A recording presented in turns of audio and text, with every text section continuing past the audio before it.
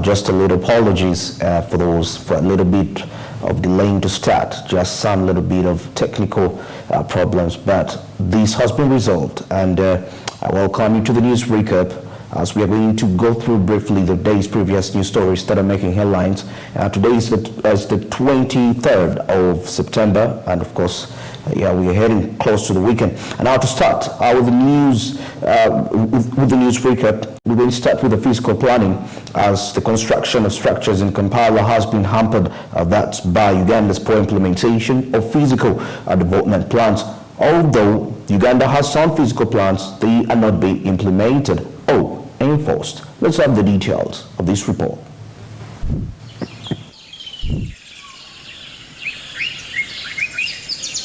Despite the existence of grand architectural plans over the years, flooding, crumbling buildings that are primarily caused by avoidable structural failures and inadequate garbage management continue to harm Uganda. Among the structures is a 6-story building in Kampala City and a 5-story structure in Lukuli Makindi. Planning is also challenging due to the city's present public transportation system failure. There are conflicting land uses in some areas, which endanger the nearby residents as well as suffocate nearby businesses. Most of the root causes emanate from poor workmanship in general, and poor quality of materials. But most importantly, of recent, we have seen even quack engineers, calling them engineers, trying to, take over projects, handling big projects when actually they are not qualified. So we want to ensure that the Engineers Registration Board and other boards, surveyors board, councils, take up these matters. The purpose of physical planning is to organize and develop certain areas such as housing, work, education, supplies, leisure, and transport to ensure optimum social and economic conditions and sustain the natural foundations of life. On the road to a smart city, infrastructures in Kampala should be able to portray a smart city from the planning to the final construction. Shops that we've seen in these arcades have had their merchandise, especially those who have shops in the basement. It is very risky during the rainy season for you to still have your goods and items in the basement because the rains are still there, and the threat of floods that can damage your merchandise is there. It is always good to remove the items from the basement and find somewhere else where you can take them. As that we sensitize our communities on better garbage management systems. Then 2, open up drains. Then 3, prohibit people from constructing in the only available waterways. Those are the swamps that we have, the catchment areas. And that's, by doing that, I think we shall have solved almost 80% of the challenges of floods. Then the other one is also to construct resilient infrastructure, resilience roads, because floods have come and floods will never go. So we must learn how to live with the floods. So by doing that, we have to construct buildings that are resilient to floods. We have to construct roads that are resilient. Physical planning helps the government fight poverty in urban and rural areas. It also helps in creation of beauty in our country, as well as facilitates development.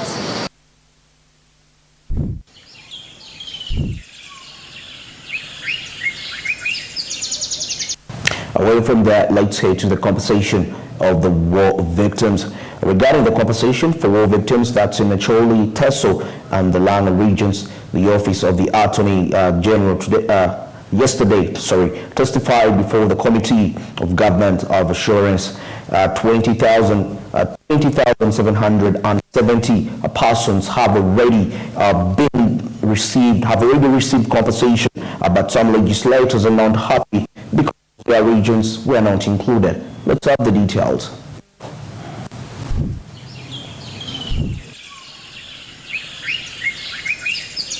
The government set aside 50 billion shillings in the most recent fiscal year to compensate families who lost their farm animals and poultry as a result of the insurgent warfare in the Acholi, Lango and Teso regions since 1979. Jackson Kafuzi, the department's Deputy Attorney General, estimates that if they are to finish this initiative, they will need around 2 trillion shillings because additional regions like Busoga, Rwenzori, Karamoja, West Nile and Bugisu, among others, are alleged to have victims but were left out.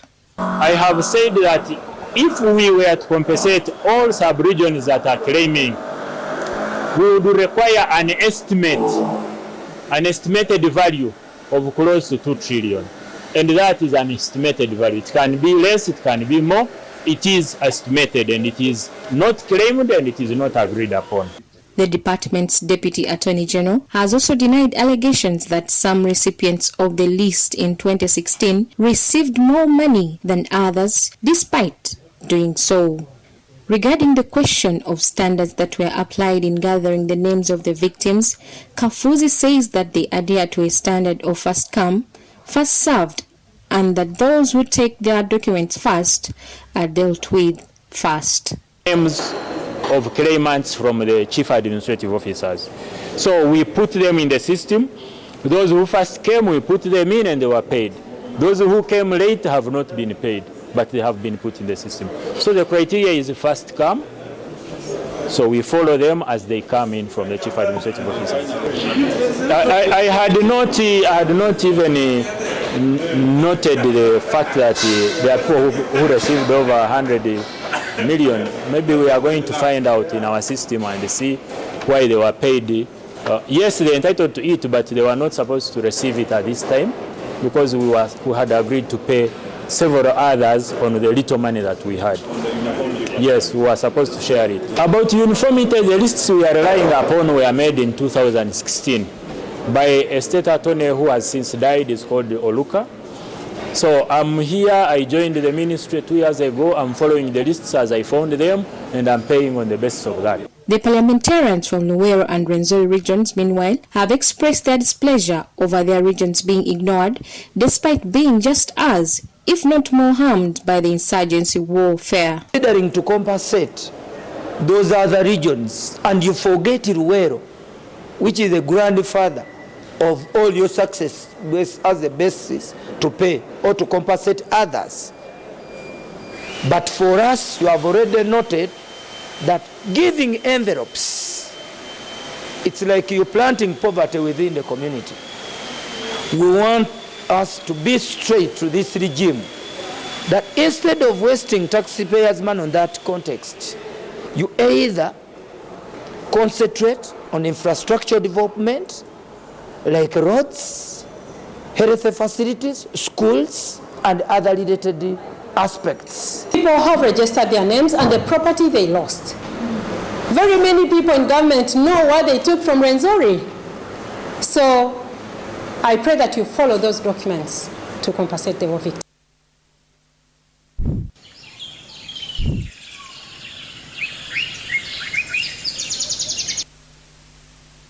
Away from that, let's cross over to municipal cities. That's the infrastructure development projects that are going on into those areas. Masaka City Mayor, that's Florence Namayanja, confirmed the full utilization of the 5-year World Bank funding worth 45 billion shillings. Namayanja was speaking after field inspection of Masaka City roads by officials from Ministry of Lands and Housing and Urban Development, local government and USMID, among others. Let's have the details of this report.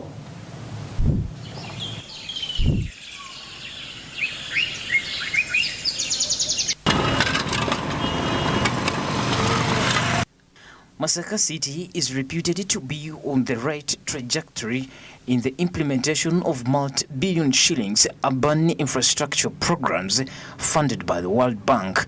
Florence Namayanja, the city mayor, says the 45 billion shillings allocated to Masaka is well utilized.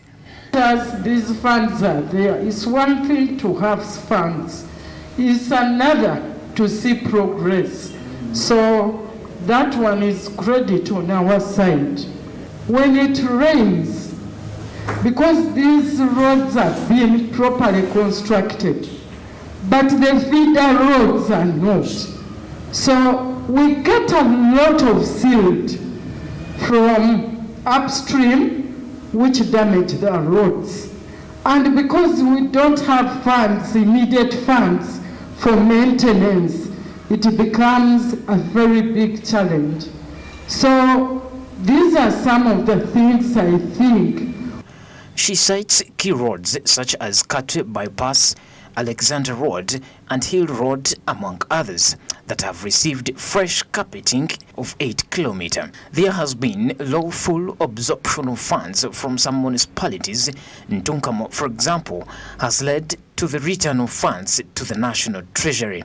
Stakeholders emphasized the need for better fiscal plans in order to enable the effective implementation of such new infrastructure plans.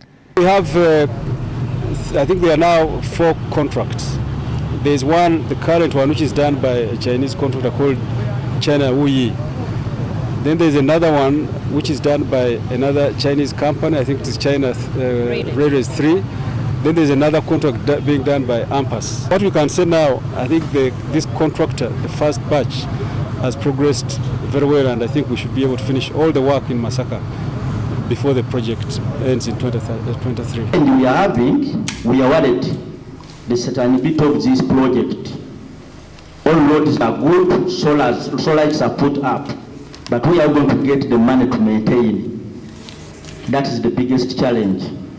We need to think above, because these councils have no money. All towns are now looking good, roads are looking good, but after the project, how are we going to sustain those projects? Nevertheless, there remains a huge road and related infrastructure deficit across metropolitan areas countrywide, a concern that is partly blamed on the low tax collections in the new cities and municipalities.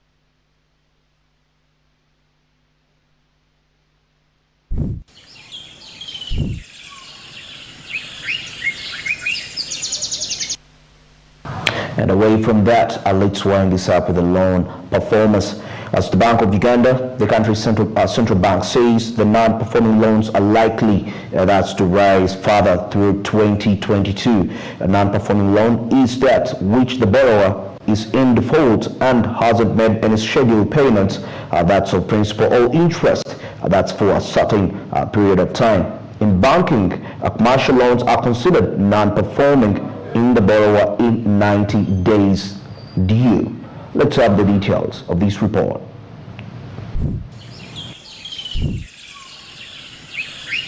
According to data from Bank of Uganda, banks aggregate non-performing loans ratio increased slightly from 5.4% in March 2021 to 5.8% in March 2022. But given the fact that the economy is currently on a recovery mode, the general public blames Bank of Uganda for raising the central bank rate. When the CBR rate rises, commercial banks are expected to raise their interest rate as well. There is no way now the Bank of Uganda can come out and say, because the price of posho and beans is so high, let us put measures to restrict traders from borrowing from commercial banks.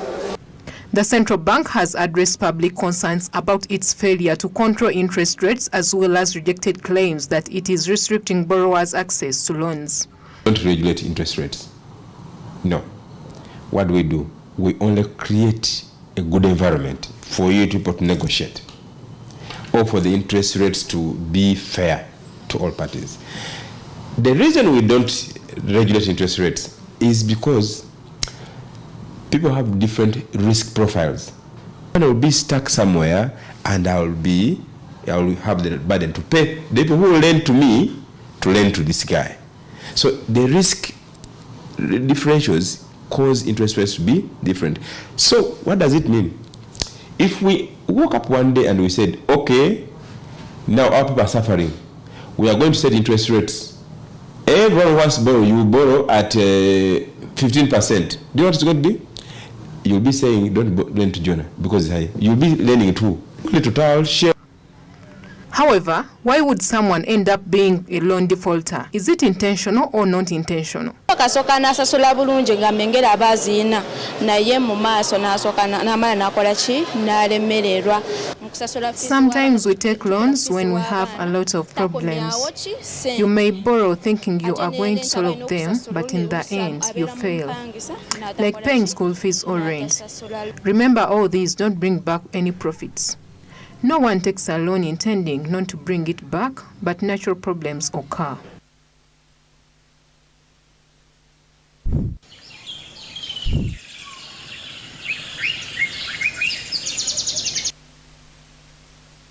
That's it for the wake up this morning. Let's get into a short commercial break. We'll return with more. Stick around. Good morning.